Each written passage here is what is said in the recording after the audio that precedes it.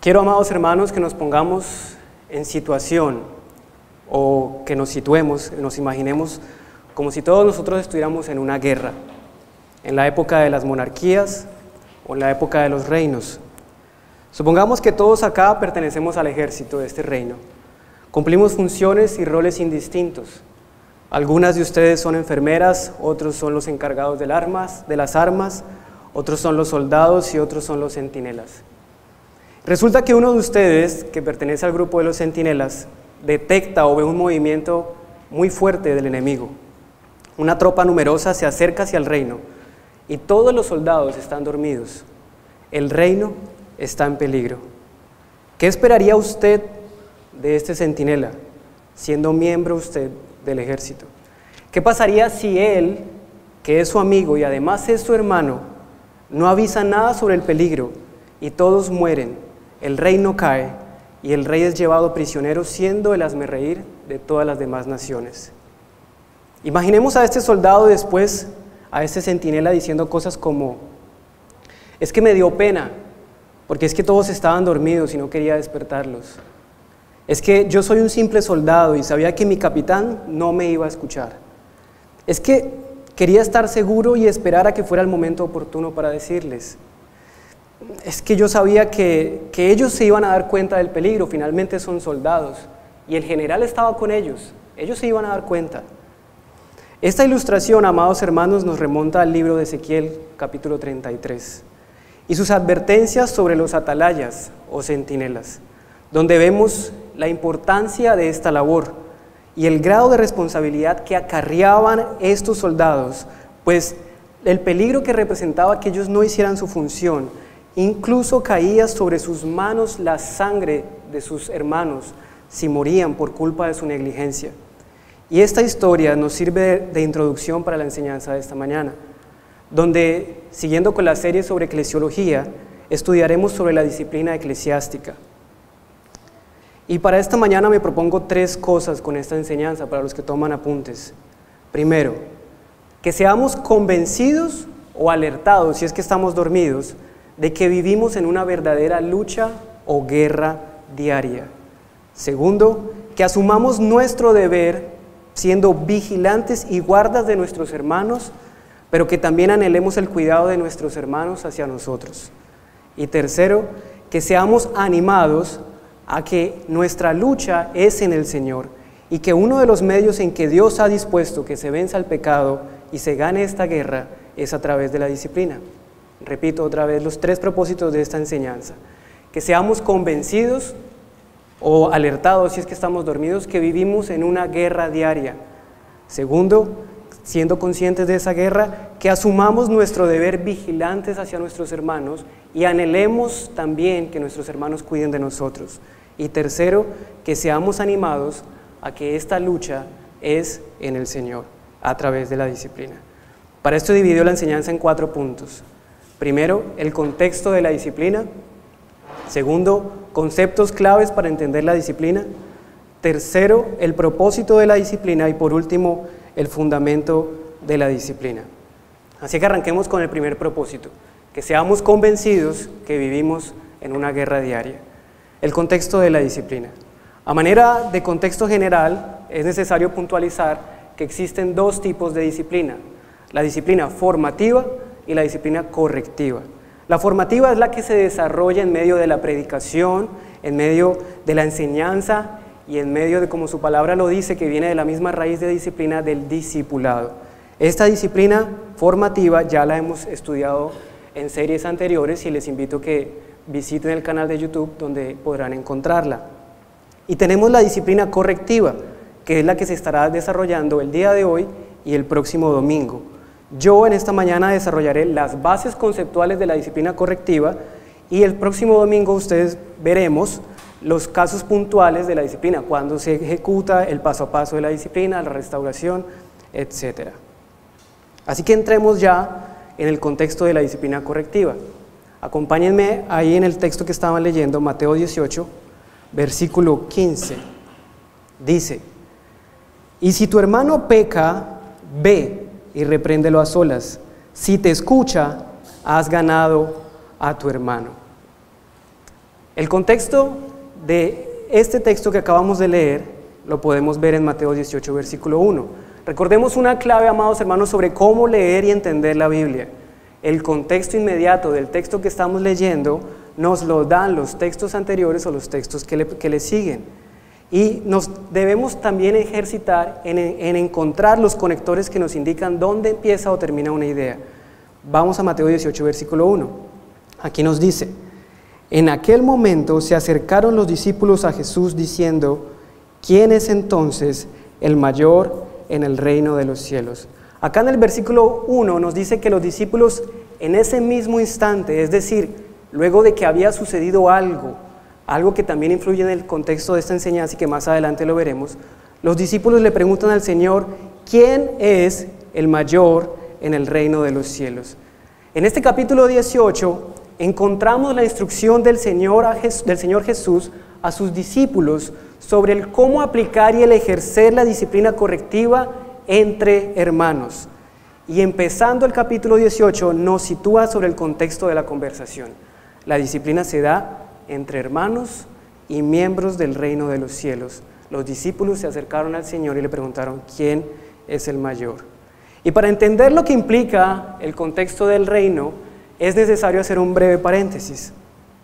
Dentro de lo que hemos aprendido con la serie de Josué, con el pastor Alexander, veíamos sobre las narrativas de la Biblia, las metahistorias o las metanarrativas, que recordemos son esas historias macro que conectan toda la Biblia desde el Génesis hasta el Apocalipsis y que nos guían en toda la historia de la Biblia, como la teología de la redención, la teología del pacto y en este caso la teología del reino, que nos habla sobre el plan de Dios trayendo su reino.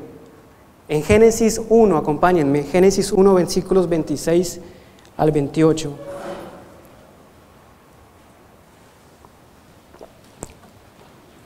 Génesis 1, versículos 26 al 28. Leo para ustedes. Entonces dijo Dios: hagamos al hombre a nuestra imagen, conforme a nuestra semejanza, y señoree. Versículo 27. Y creó Dios al hombre a su imagen, a imagen de Dios lo creó. Versículo 28. Y los bendijo Dios y les dijo: fructificad y multiplicaos, llenad la tierra y sojuzgadla y señoread. Una de las acepciones o formas de concebir el ser imagen de Dios, aparte de la que entendemos dentro de la teología del pacto, y es que recibimos atributos comunicables de Dios como el raciocinio, el poder pensar, está también el que ser imagen de Dios es ser representantes del rey y de un reino.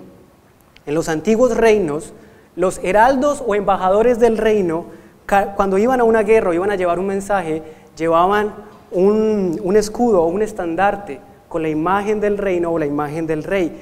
Y esto los identificaba a ellos como portadores de la imagen del rey. Lo que hiciera este emisario, este heraldo, era como si lo hiciera el rey mismo. Lo que dijera este emisario es como si lo dijera la boca del rey. Y lo que pasara con este emisario es como si le pasara al rey.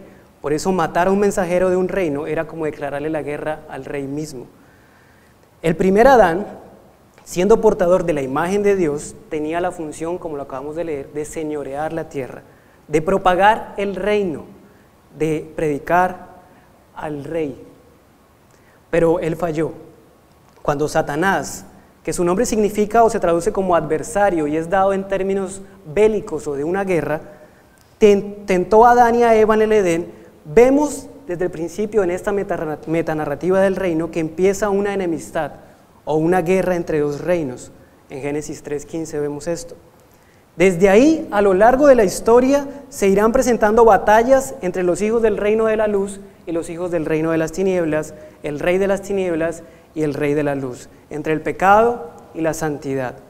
Hasta que viene Cristo, nuestro general, siendo rey y el reino mismo, acercándose y venciendo al enemigo, el diablo, en la cruz. Allá mismo en Génesis, vemos la primera muestra de esta guerra entre estos reinos, que fractura el primer órgano representante del reino de la tierra, en la tierra. Caín mata a Abel y divide una familia. Los reinos antiguos se expandían a través de reinos vasallos o reinos pequeños, que no eran reyes, sino que eran la imagen del rey. Y ellos tenían el deber de hacer que se cumplieran las leyes de su rey y proclamarlas. La familia, que es hoy nuestra iglesia local, es uno de estos reinos pequeños, por medio de los cuales los creyentes somos embajadores y emisarios del reino, portadores de la imagen de Dios para proclamar el evangelio y proclamar los términos de rendición al ejército del reino enemigo. Adán y Eva, en su tarea de poblar la tierra y expandir el reino, tienen a sus 2 primeros hijos, pero el pecado estaba a la puerta, Génesis 4:7, y vemos que los embajadores del reino están ahora en un mundo hostil. Estamos en el mundo, pero no somos del mundo. Se fractura la hermandad, y es lo mismo que vemos acá en Mateo 18, versículo 1, donde el Señor se ve en la necesidad de explicar a sus discípulos una vez más sobre su reino. Él exhorta y anima a sus discípulos a evitar la división del reino y sus miembros y enfrentarlo a través de la disciplina. Caín no ha percibido que el pecado estaba a la puerta, fue tentado por sus deseos pecaminosos y lleno de envidia, mató a Abel. Y los discípulos acá, con un ánimo similar, se acercan al Señor y le preguntan, ¿quién es el mayor en el reino de los cielos? Esto se da, como lo mencioné anteriormente, al mismo tiempo de algo que había sucedido. 3 de ellos, en el capítulo 17, acababan de estar con el Señor en la transfiguración. Y puede ser que o estos 3 o los otros 9, con cierta envidia o celos, estarían preguntando, ¿por qué nosotros y no ellos? El comentario del Mundo Hispano sobre este versículo 1 dice, abro comillas, para algunos comentaristas parece increíble que los discípulos hayan abordado un tema de esta naturaleza, máxime después de la experiencia de la transfiguración y el anuncio repetido de su muerte. Revela ignorancia total de parte de los discípulos en cuanto a la naturaleza del reino que Jesús vino a establecer. Seguramente produjo una gran tristeza en el corazón de su maestro. A la pregunta necia de sus discípulos, el Señor responde como lo vemos a lo largo de todo el Evangelio según Mateo, en el contexto del reino. Hagamos un breve recuento del Evangelio según Mateo. Al principio de su ministerio, capítulo 3, Juan el Bautista, el Elías, anunciaba y preparaba el camino diciendo, arrepentidos porque el reino de los cielos se ha acercado. Mateo 3:2.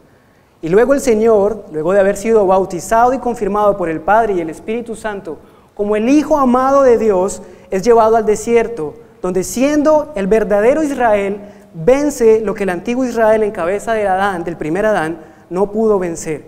Vence la tentación y vence al tentador, confirmando así el Señor que Él era la verdadera y es la verdadera imagen de Dios, el perfecto portador del reino y el Rey mismo. Por eso el Señor más adelante en Mateo 4:17 se anuncia a Él mismo diciendo, arrepentidos porque el reino de los cielos se ha acercado. Como si estuviera diciendo, arrepentidos porque yo me he acercado.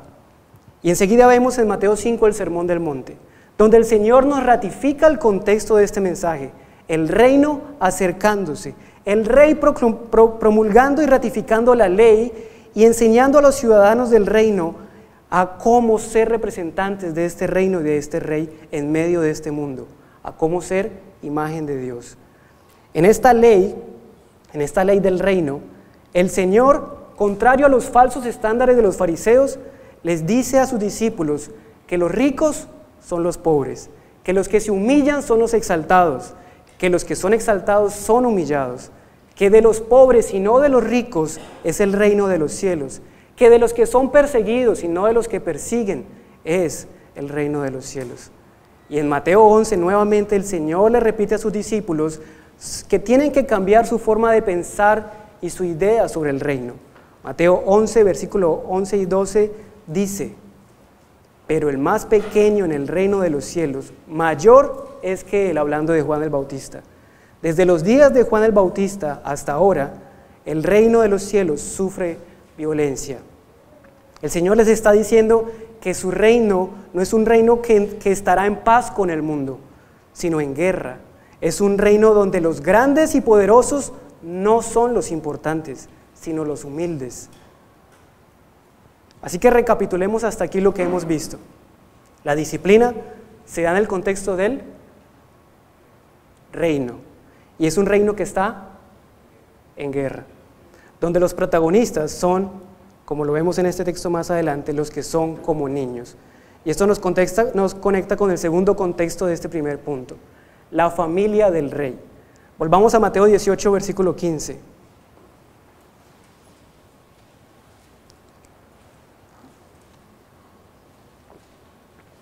Si tu hermano, dice el texto, si tu hermano. Este texto nos pone en un contexto dentro del contexto que acabamos de ver. La familia dentro del reino, o en otras palabras, la familia del rey. Y esto es algo característico, amados hermanos, y único en los miembros del reino de los cielos. Y es que todos somos hermanos. El rey es el padre y los siervos somos hijos del padre. En la antigüedad, a los reyes se les llamaba padre. Y en el mismo contexto del reino y de la imagen de Dios que vimos anteriormente, muchos comentaristas dicen que en Mateo 6, cuando el Señor enseña a orar a sus discípulos en el Padre Nuestro, ellos dicen que padre se debería traducir dentro del contexto de reino, como se ve en el versículo 10, acompáñenme, el versículo Mateo 6, versículos 9 y 10. Mateo 6, versículos 9 y 10. El Señor les enseña a orar a sus discípulos y les dice que oren en secreto. Y dice, oren así. Vosotros pues oraréis así: Padre nuestro que estás en los cielos, santificado sea tu nombre. Y el versículo 10 dice, venga tu reino. Los comentaristas dicen que este Padre nuestro debería interpretarse dentro del contexto de venga tu reino, dentro del reino. Es decir, que rey y padre es intercambiable. Nuestro Padre es rey y nuestro rey, a quien servimos, es nuestro Padre. En el reino enemigo vemos la misma figura. Cristo le dice a los fariseos que ellos lo quieren matar porque son hijos de su padre, el diablo. Entonces tenemos hasta aquí que la disciplina se da en el contexto del reino. Este reino está en guerra contra el reino de las tinieblas y los ciudadanos del reino de los cielos son soldados del reino, pero hijos de Dios, hermanos del mismo reino, pequeños de los cuales el Señor tiene cuidado y por tanto somos hermanos en Cristo. Y esto nos conecta con el segundo punto. Conceptos claves para entender la disciplina. El texto base de nosotros, Mateo 18, versículo 15, nuevamente acompáñenme, dice la segunda parte, si tu hermano peca. Y aquí es importante entender la gravedad y la pecaminosidad del pecado. Estamos en una guerra entre dos reinos. Y yo les pregunto, en medio de esta guerra, ¿cuál es la forma de saber que el enemigo, que recordemos son el diablo, el mundo y nuestra carne, cuál es la forma de saber que el enemigo nos ha herido? ¿Alguien? El pecado. En esta lucha espiritual, las armas del enemigo, nos dice la Biblia, son dardos de fuego que nos tientan. Y cuando nosotros pecamos, es como si una flecha de estas diera en nuestra humanidad. El pecado nos hiere, el pecado hiere a todo el cuerpo, el pecado hiere al reino. Y por eso es vital entender qué es el pecado y entender la pecaminosidad o la gravedad del pecado. El pecado, amados hermanos, es lo más nauseabundo, lo más asqueroso, lo más aborrecible que cualquiera de nosotros pudiera cometer. Tanto que la Biblia dice que la paga de este es la muerte y muerte eterna. El pecado es definido por la Biblia como la transgresión de la ley de Dios, es ir contra de Dios mismo, en contra del Rey. Pero la pecaminosidad del pecado no se puede entender si no tenemos un correcto entendimiento de la santidad de Dios. Mateo 17, un capítulo anterior al que estamos estudiando. Mateo 17, versículos 1 al 6 nos dice: 6 días después, Jesús tomó a Pedro, a Jacobo y a Juan su hermano, y los llevó aparte a un monte alto, y se transfiguró delante de ellos. Y resplandeció su rostro como el sol, y sus vestidos se hicieron blancos como la luz. Y he aquí les aparecieron Moisés, la ley, y Elías, los profetas, hablando con él. Mientras él aún hablaba, una nube de luz los cubrió, y he aquí una voz desde la nube que decía: Este es mi Hijo amado, en quien tengo complacencia, a él oíd. Al oír esto, sus discípulos se postraron sobre sus rostros y tuvieron gran temor. Cuando meditamos en el Rey Creador del universo, amados hermanos, aquel que hizo todo perfecto, que creó al hombre a su imagen y semejanza y dijo de él que era bueno en gran manera, cuando vemos a través del testimonio de la Escritura cuán grande es nuestro Dios, que en Él no hay maldad, que en Él no hay mudanza, que en Él no hay ni la más mínima gota de oscuridad, cuando vemos a los ángeles en Isaías tapándose el rostro debido a su santidad, cuando vemos a su pueblo atemorizado en el monte escuchando los truenos de su voz, y cuando vemos a sus discípulos aquí atemorizados al verle transfigurarse y escuchar la voz de Dios, entonces entendemos la gravedad del pecado, porque el pecado es ante un Dios santo, santo, santo, aquel que está diciendo en este momento, en este versículo, a Él oíd. El Padre está diciendo a Él oíd, al Rey oíd. Y está diciéndole a sus ciudadanos, a sus discípulos, a los que son hermanos, que al oír al Rey deben cuidarse entre sí y tratar con el pecado de cada uno de una forma contraria a como los otros reinos tratan las faltas de los suyos. En Mateo 18, volvamos a Mateo 18, versículos 2 al 5. El Señor responde la necia pregunta de sus discípulos sobre quién es el más grande en el reino y los prepara para recibir la instrucción sobre cómo tratar con su propio pecado primeramente y el de sus hermanos a través de un medio de gracia, la disciplina. Y llamando Jesús, versículo 2, a un niño, lo puso en medio de ellos y dijo: de cierto os digo, que si no os volvéis y os hacéis como niños, no entraréis en el reino de los cielos. Así que, versículo 4, cualquiera que se humille como este niño, ese es mayor en el reino de los cielos. Y cualquiera que reciba en mi nombre a un niño como este, me recibe a mí. Lo primero que hace el Señor es muy relevante para nosotros en esta enseñanza. Recordemos que la enseñanza está en el contexto de creyentes. Sin embargo, Él les dice que los que no se vuelvan o se hagan como niños no entrarán en el reino de los cielos. Y estos verbos volverse o hacerse nos debe llevar a nosotros, o los tuvo que haber llevado a los discípulos indudablemente, a pensar y a examinarse a sí mismos sobre su profesión de fe. Porque volverse nos connota conversión, arrepentimiento, y hacerse nos connota santificación.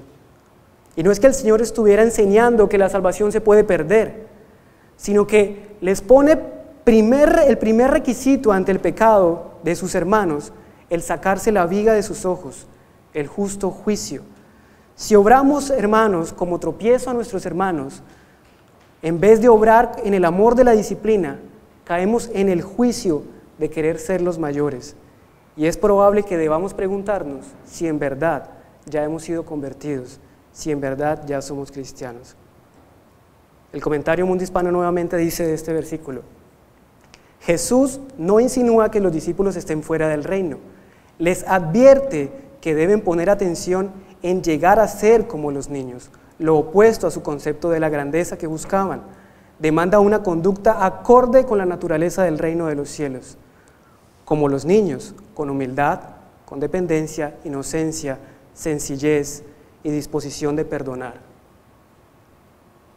El versículo 5 de este texto, en este texto del versículo 5, el Señor nos hace una gran revelación sobre el pecado y el cómo debemos reaccionar cuando se trata de uno de nuestros hermanos, con la misma humildad del niño. El niño perdona fácilmente, una y otra vez.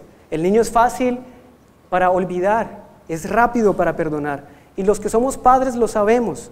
Es común que como papás fallemos cuando los disciplinamos. Tal vez los exasperamos, tal vez airados los herimos y les hablamos con aspereza. Pero es hermoso cuando nos acercamos a nuestros hijos y les pedimos perdón. Y ellos, no como nosotros, como los adultos, no preguntan, sino que perdonan. Ellos no dicen: pero ¿por qué lo hiciste? Pero es que tú me dijiste, pero es que tú hiciste. Cuando les pedimos perdón a nuestros hijos, simplemente perdonan y lo olvidan. Y eso es lo que el Señor nos está diciendo aquí. Jesús se identifica de tal manera con los niños que el hecho de recibir a un niño es equivalente a recibir a Jesús. El Señor nos muestra su amor y perdón de una forma que es inexplicable para todos nosotros. La humildad con la que el Señor cargó nuestros pecados fue tal que se hizo maldición por nosotros. Y la Escritura nos dice que Él arrojó nuestros pecados al fondo del mar y se olvidó de ellos. No se quedó en pensar que Él era el mayor del reino, porque Él sí es el mayor del reino. No escatimó el ser igual a Dios, sino que se hizo hombre y se humilló por cada uno de nosotros, como lo vemos en Filipenses 2. Lo que vemos acá, amados hermanos, es que ante el pecado de un hermano, nosotros debemos ser como niños y considerar a nuestros hermanos como niños. Y si perdonamos a un hermano, estamos recibiendo a Jesús. Nuevamente, no es que está diciendo que se vuelven a convertir, sino que entendemos que el pecado rompe con la comunión con nuestro Padre. Y cuando perdonamos a un hermano, le estamos restaurando en comunión con su familia, con el Padre. El pecado, amados hermanos, es tan terrible que puede incluso hacer que nuestro cuerpo sea mutilado. Y esto puede llevarnos incluso a estar enfermos físicamente y a morir, y a recibir su disciplina y castigo. Esto lo vemos en los Salmos 38, cuando David está haciendo una confesión fruto de lo que está viviendo por su pecado. Salmos 38, versículos 1 al 8 nos dice: Jehová, no me reprendas en tu furor, ni me castigues en tu ira, porque tus saetas cayeron sobre mí, y sobre mí ha descendido tu mano. No hay nada sano en mi carne a causa de tu ira, ni paz en mis huesos a causa de mi pecado, porque mis iniquidades se han agravado sobre mi cabeza.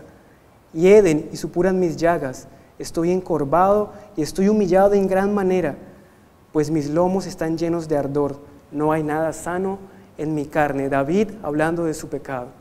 Durante todo un año, el rey David llevó la terrible carga del adulterio y el asesinato.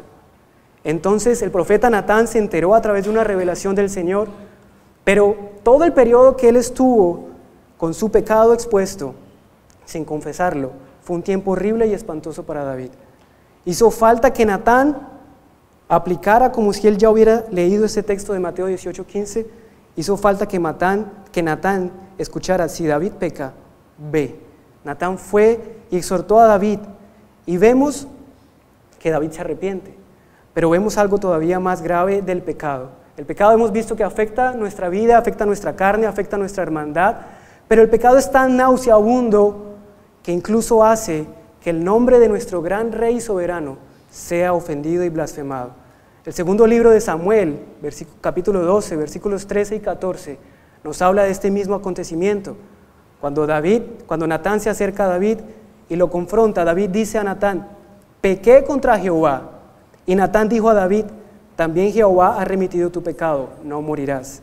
Y vean lo que dice el versículo 14: mas por cuanto con este asunto, con tu pecado, hiciste blasfemar a los enemigos de Jehová, el hijo que te ha nacido ciertamente morirá. En el contexto del reino y familia del rey que hemos visto, esto es de máxima importancia, amados hermanos. Como heraldos, como embajadores, como portadores de la imagen de Dios, nosotros como mensajeros del Evangelio y del reino, cuando pecamos, no solo se hiere y se afecta nuestro cuerpo, cuando pecamos, hacemos que el nombre del Señor sea blasfemado. Y eso debería preocuparnos, eso debería dolernos y alertarnos. Debería dolernos ver a nuestro hermano luchando con un pecado que le tiene oprimido. Debería dolernos que por causa de un hermano el nombre del Señor sea tenido en poco. Debería alertarnos que por causa de nosotros un hermano peque o el nombre del Señor sea blasfemado. Volvamos a Mateo 18, versículos 6 al 9. Y el Señor expone aquí la gravedad del pecado. Cualquiera que haga tropezar a alguno de estos pequeños que creen en mí, mejor le fuera que se colgase al cuello una piedra de molino de asno y que se hundiese a lo profundo del mar. ¿Entienden la figura que está haciendo el Señor aquí? Una piedra de molino de asno. El molino de la antigüedad eran como dos engranes que se usaban para moler, valga la redundancia, pero la del molino de asno era gigante. Colgarse una cosa de esas en el cuello y lanzarse a lo profundo del mar muestra la gravedad de nuestro pecado. Ay de aquel, dice el Señor, ay de aquel hombre por quien viene el tropiezo. Si tu mano o tu pie te es ocasión de pecar, córtatelo y échalo de ti. Y acá el Señor no está hablando de expulsar al pecador. Cuando tenemos un concepto más alto de nosotros, amados hermanos, ojo, cuando tenemos un concepto más alto de nosotros, caemos en el juicio fariseo de creer que la Biblia siempre está hablando de los demás. No, aquí no está diciendo que si un hermano me hace pecar, entonces yo voy y corto con él. El Señor está preparando el terreno para el correcto juicio. Antes de ir a exhortar a un hermano que ha pecado contra mí, usted debe revisarse a sí mismo. Es lo que vemos en Mateo 7, en el Sermón del Monte, sobre el justo juicio, la paja y la viga. Al considerar a nuestros hermanos como niños, si tenemos una idea errónea del reino, si tenemos un muy alto concepto de nosotros, podemos llegar a preguntar, ¿quién es el mayor? Y podemos llegar a decir, si debo pensar que él es un niño, entonces yo soy mayor que él. Pero lo que el Señor nos está diciendo aquí es que nosotros debemos actuar con humildad, como lo vimos en Filipenses 2. En el versículo 2 nos dice, no hagáis nada por contienda o por vanagloria, antes bien con humildad, estimando cada uno a los demás como superiores o como mayores, no mirando cada uno por lo propio suyo. Hacernos como niños, amados hermanos, es considerar a nuestro hermano, al que ha pecado contra nosotros, como mayor que nosotros. Esto implica que si él es un niño, usted y yo somos un bebé, somos unos más chiquiticos que él. O como dice el apóstol Pablo a Timoteo, Cristo Jesús vino al mundo para salvar pecadores, de los cuales yo soy el primero. Acá en los versículos 6 al 9 de Mateo 18, el Señor está mostrando la gravedad de nuestro propio pecado. Si nosotros somos ocasión de pecado para otro hermano, mejor nos sería amarrarnos una piedra de molino al cuello y lanzarnos al mar. Y solo luego de entender la gravedad del pecado, no solo el mío, sino de todo el pecado del reino, entonces podemos entender el verdadero propósito de la disciplina. Porque si no, podemos caer en uno de los dos extremos, legalismo o libertinaje. Y esto nos conecta con nuestro punto número 3. ¿Recuerdan el segundo propósito que les dije al principio de la enseñanza? Luego de haber entendido que estamos en guerra en un reino, el segundo propósito es, ¿alguien? Que seamos vigilantes de nuestros hermanos y también que anhelemos que nuestros hermanos cuiden de nosotros. El propósito de la disciplina, amados hermanos, es restaurar y guardar. Acompáñenme otra vez ahí, Mateo 18, versículos 12 al 14. ¿Qué os parece? Si un hermano tiene 100 ovejas, si un hombre tiene 100 ovejas y se descarría una de ellas, ¿no deja las 99 y va por los montes a buscar la que se había descarriado? Y si acontece que la encuentra, de cierto os digo que se regocija más por ella. Versículo 14. Así no es la voluntad de vuestro Padre que está en los cielos, que se pierda uno de estos pequeños. Pongamos esta parábola en términos de una disciplina mal entendida. Les dije ahorita que si no entendemos bien la disciplina podemos caer en el legalismo o en el libertinaje. Un extremo es el uso de la disciplina como juicio manipulador o controlador. No me saludaste, te voy a meter en Mateo 18. Ellos juntan la parte A del versículo 15 de Mateo 18 con una parte del versículo 17 y quedaría algo como esto: si tu hermano peca contra ti, ve y díselo a la iglesia y tenlo por gentil y publicano. Eso sería un extremo legalista y se ve. Cuando tenemos un alto concepto del pecado, pero tenemos un muy alto concepto de nosotros mismos, caemos en el legalismo.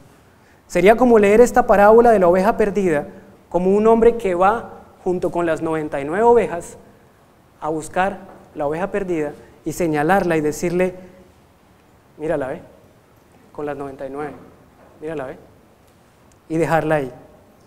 Pero también podemos caer en el otro extremo, que es tener un bajo concepto del pecado, pero un alto concepto de uno mismo. Así que este hombre le dice a sus 99 ovejas, viendo a la oveja caída, vamos, sigamos adelante. Esa oveja igual es lo suficientemente fuerte como para salir sola. Igual ya le hemos enseñado las doctrinas necesarias y si no viene con nosotros es porque estaba con nosotros, pero no era de nosotros. Ninguno de estos dos extremos es el propósito de la disciplina. No es ni humillar al hermano y exaltarme a mí mismo pero tampoco es dejar al hermano hundido en su propio pecado. Esta disciplina no busca responder quién es el mayor en el reino de los cielos. Ya Cristo lo respondió en el primer versículo. El verdadero propósito de la disciplina correctiva es guardar el buen nombre del rey, del reino y de sus ciudadanos. Es restaurar, cuidar y guardar a esta oveja pequeña que se ha perdido. La disciplina, amados hermanos, es un medio de gracia. La disciplina es un medio de gracia, no es un medio de castigo, no es un medio para expulsar al hermano, es un medio para restaurar al hermano. Y ustedes saben que aquí en la iglesia nosotros procuramos no hacer ilustraciones de nuestra propia vida, pero permítanme una pequeña. A nuestras hijas, nosotros les hemos enseñado en el proceso de la disciplina algo como lo siguiente, y las hacemos siempre esta figura. Nosotros estábamos separados de Dios, contrarios a Él, pero Cristo vino al mundo y dio su vida en perfecta obediencia, y si nosotros creemos en su obra, entonces Él nos une a Dios, y cuando pecamos no dejamos de ser sus hijos, pero nos separamos en comunión de Él. Y la disciplina, le decimos a las niñas, es un puente de gracia que me permite confesar mi pecado y en efecto recibir el perdón de Dios y volver a estar en comunión con Él. Eso es la disciplina. Y acá necesito hacer una pausa pequeña y hacer dos llamados. La representación del reino de los cielos hoy somos nosotros, la iglesia local. Y la familia más cercana que compone a este reino somos nosotros, la iglesia local. Así que yo quiero en este momento preguntarle a los hermanos que llevan mucho tiempo o un buen tiempo asistiendo a esta iglesia Salvación y Vida Eterna y que aún no son miembros. ¿Qué los detiene a ser miembros de Salvación y Vida Eterna? ¿Qué los detiene a ser miembros de esta iglesia local que es su iglesia local? ¿Qué los detiene para empezar a cuidar de nosotros y ser cuidados por nosotros? Y no estoy diciendo, hermanos, que por no ser miembros de Salvación y Vida Eterna no sean creyentes, pero sí les estoy diciendo que se están absteniendo del amor de la iglesia local. Porque como lo verán el próximo domingo, la disciplina se da en el contexto de una iglesia local con miembros activos y reconocidos. Les digo que al abstenerse de ser miembros de la iglesia local, se están cortando, se están automutilando, están andando como soldados solitarios, siendo ovejas que están evitando que nosotros podamos correr hacia ustedes. No quiere decir que nosotros no podamos acercarnos hacia ustedes que no son miembros a exhortarlos, sí, pero no se puede dar el proceso completo que verán el próximo domingo. La Escritura nos enseña que mejor son dos que uno, porque tienen mejor paga para su trabajo, porque si cayeren, el uno levantará a su compañero, pero ay del que está solo, que cuando cayere, no habrá quien lo levante. Hermanos, acabamos de ver que estamos en medio de una guerra, y no es sabio ni prudente para ustedes, que no son miembros, que anden solos. Pidan la membresía, si no tienen ninguna objeción, si están convencidos que esta es la iglesia que confiesa lo que ustedes creen, pidan la membresía. Los animo, amados hermanos, a que revisen en oración sus motivos para permanecer como asistentes. No querer ser miembros activos de esta iglesia que los ama y no querer servir y ser servidos es como si se estuvieran mutilando. Y a los hermanos que ya somos miembros les pregunto, ¿estamos exhortando a nuestros hermanos cuando vemos que han pecado? ¿O cómo reaccionamos cuando un hermano se acerca a nosotros a exhortarnos? Como Caín cuando el Señor le preguntó por Abel, ¿acaso yo soy guarda de mi hermano? ¿O caemos en murmuración o en juicio diciendo, pero si llevaba 9 años en el Evangelio? ¿Cómo reaccionamos nosotros ante la disciplina, ante el pecado de nuestro hermano? ¿Cómo reaccionamos? ¿Como Saúl o como David? Amados, no podemos ver la disciplina fuera de lo que leemos en los versículos 13 y 14 de Mateo 18. Y si acontece que encuentra la oveja perdida, de cierto os digo que se regocija más por aquella, el buen pastor. El versículo 14 dice, no es la voluntad de nuestro Padre que está en los cielos. No es, ténganlo claro, no es la voluntad de nuestro Padre con la disciplina que se pierda uno de estos pequeños. ¿Cuál es entonces la voluntad de nuestro Padre que está en los cielos en cuanto al pecado de nuestro hermano? Mateo nos responde que siendo conscientes que vivimos en un mundo en guerra contra los ciudadanos del mundo, del reino del mundo, vayamos hacia donde está nuestro hermano. Si tu hermano peca, ve y repréndelo a solas. Nos está diciendo que si nuestro hermano peca, vayamos en privado, dejando a las otras 99, guardando el buen nombre de nuestro hermano, guardando su honra, no intentando hundirlo, como hizo Flexible con Cristiano en el Progreso del Peregrino, no mostrándole que nosotros somos mejores que él, porque no lo somos. Vamos con el propósito no de expulsarlo de la iglesia, sino como dice el final del versículo 15, si te escucha, has ganado a tu hermano. Vamos con el propósito de ganar a nuestro hermano. Pero ¿cómo podemos hacer esto, amados hermanos?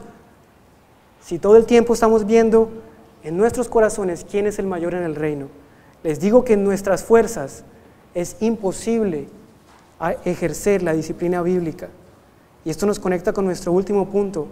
Les pido que me regalen 5 minuticos más. El fundamento de la disciplina, que es el tercer propósito de la enseñanza. Reconocer que estamos en guerra, el primer propósito. Segundo, siendo conscientes de esto, ser animados a vigilar a mis hermanos, pero también siendo animados a que ellos me vigilen a mí. Y el tercero, que seamos animados que esta lucha, esta guerra entre reinos, no la damos nosotros, sino en el Señor. Y que uno de los medios en que Dios ha dispuesto que se venza el pecado y se gane esta lucha es a través de la disciplina. El fundamento de la disciplina, amados hermanos, es el amor del Padre.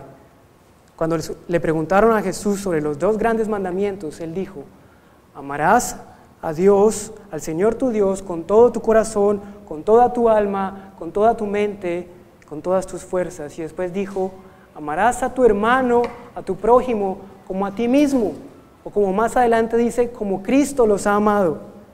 Pues Mateo 18, 10, 11, como lo acabamos de leer, nos dice que Él vino a salvar lo que se había perdido. Entonces, ¿por qué nosotros en la disciplina nos acercamos no para salvar lo que está perdido, sino para desecharlo?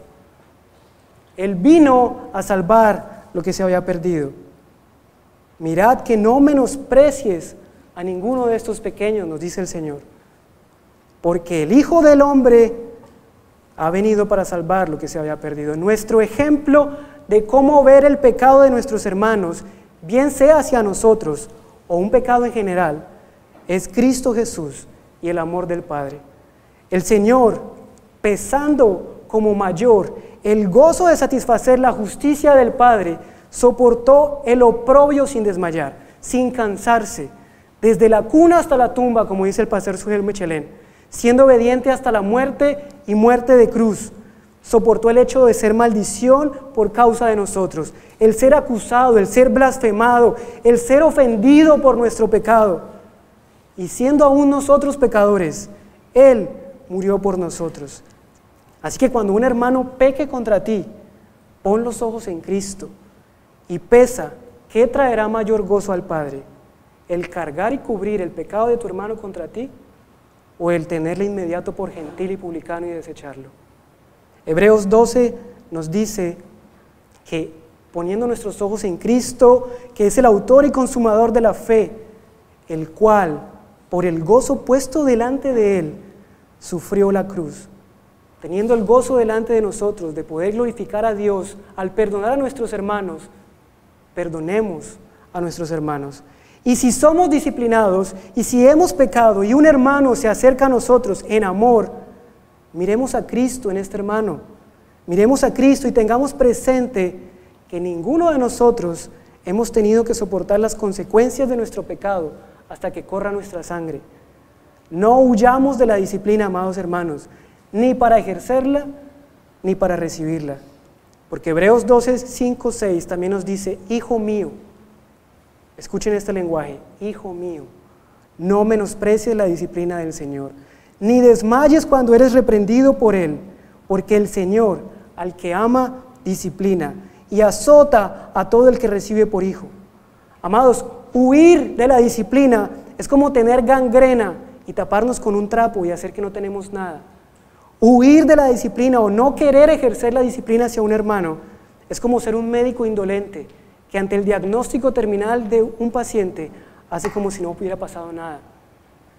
Amados, si nosotros, siendo malos, disciplinamos a nuestros hijos porque sabemos que esto es para guardarlos, porque sabemos que es una expresión de amor de nosotros hacia ellos, ¿por qué menospreciar la disciplina de nuestro Padre, cuyo amor es perfecto?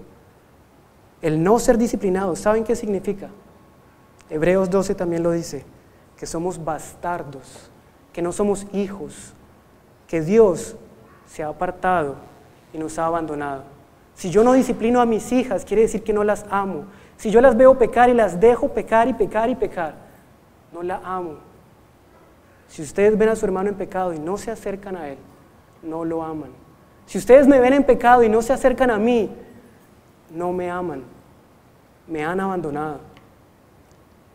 Esa es la disciplina, amados hermanos. La disciplina no nos gusta, yo sé que la disciplina no nos gusta. Empezar un proceso de disciplina contra un hermano o con un hermano es tedioso, yo sé. Pensamos que le vamos a hacer daño, pensamos en cómo va a reaccionar, qué tal que se enoje, qué tal que se ponga bravo.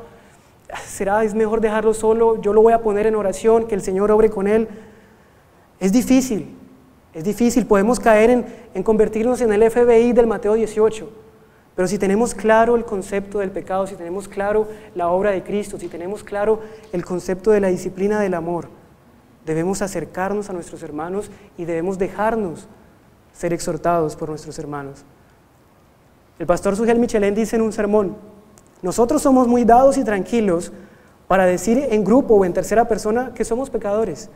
Incluso podemos decirlo en primera persona: yo soy un pecador. Lo puedo decir aquí: yo soy un pecador. Pero nosotros, ninguno de nosotros está tan dispuesto ni dado a escuchar cuando alguien venga y le diga: eres un pecador, has pecado contra mí, has pecado contra tu hermano. Ninguno de nosotros está tan dispuesto a eso. No creo que ni el más chiquito, ni el que sea más como niño está dado para eso. Pero si nosotros tenemos claro que eso dará fruto apacible, debemos ejercerlo. No creo que alguno de ustedes levante la mano y diga: qué alegría, qué dicha, vengan a disciplinarme, por favor. Pero sí sabemos que si la disciplina es amor, la vamos a recibir con amor. Amados, la disciplina es como la cirugía para quitar esta gangrena, para quitar un tumor. Duele al principio, pero como dice Hebreos 11, en verdad ninguna disciplina al presente parece ser causa de gozo, sino de tristeza. Parece ser causa de tristeza, pero después da fruto apacible de justicia a los que en ella han sido ejercitados.